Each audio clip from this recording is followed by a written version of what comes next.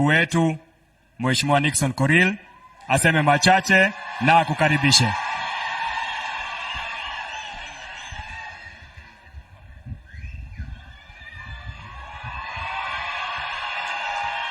Asante sana.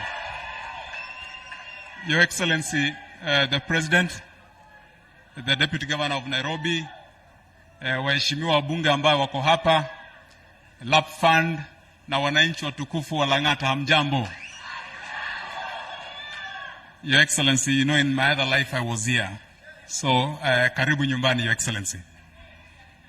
Your Excellency, first I want to congratulate the LAP Fund team for achieving this milestone in real estate development and investing in the housing project on behalf of its members. Your Excellency, the government remains committed to partnering with both local and international investors to support the long-term growth of the real estate sector. This commitment is underscored by the reforms that we have championed in the affordable housing program and the general housing sector. We are keen on ensuring that we facilitate provision of housing to all Kenyans, and as we launch this project, we recognize that this development is a true testament that pension fund and state agencies and other private sector can play a significant role in supporting and the creation of well-planned housing development that integrates social infrastructure and amenities. We are encouraging investors to partner with us to develop homes for Kenyans. For those investors who develop on their land units that have an affordable component with pricing guidelines within the range of 50,000 per square meter, we are able to extend a tax incentives, support the facilitation of approvals, support with the development of bulk infrastructure and access to Boma Yangu for sales effort.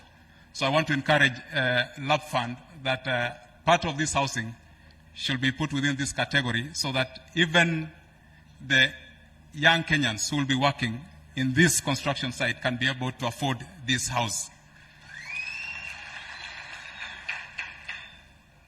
So that Mheshimiwa Jalango is saying not only we are not only saying that these Kenyans should be given opportunity and young people should be given opportunity to work here, but we also want to encourage LAP Fund that those who are working here, because I am told the cheapest house will be costing around 2.9 million shillings, 2.5 million shillings. Therefore, if you allow these Kenyans to do a deposit, then at the end of the construction, part of the people will be working here as constructors, fundis will be able to afford these houses and become homeowners. As I conclude, I cannot overemphasize the importance of collaborative efforts in solving development challenges in the lands and housing sector. Working together in one accord will achieve great strides in housing citizens with dignity.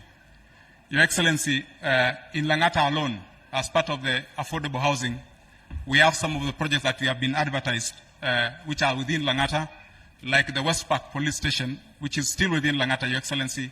Next to the Harris, we have land that is available.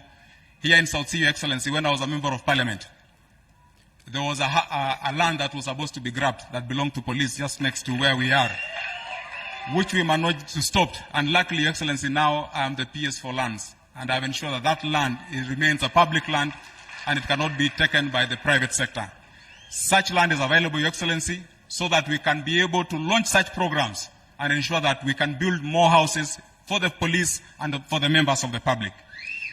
Your Excellency, I want to take this opportunity now